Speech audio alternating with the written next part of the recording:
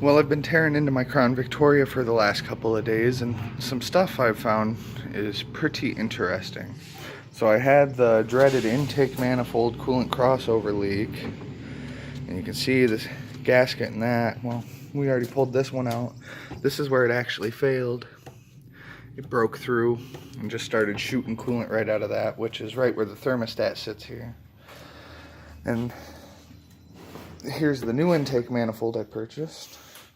This is off of a 2011 Crown Victoria Police Interceptor. Sadly, it was still messed up here.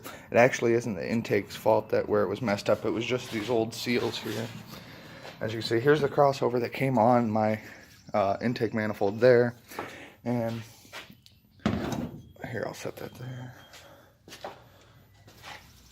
This is the one that came with this intake. And you can see the bung here is cast, but it's not actually tapped out. So that's something you got to know if you're going to a later style intake manifold. But otherwise, all the bolt locations are the same and the holes are the same size. But I'm just going to reuse my old crossover because there's nothing wrong with it.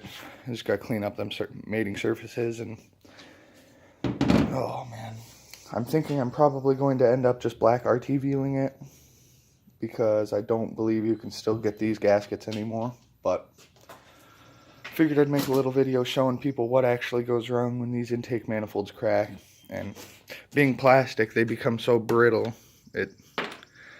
The whole intake material is like that except for these runners, so it's just a bad situation. But if you've ever had coolant spraying out of your intake underneath the crossover, the chances are this is why.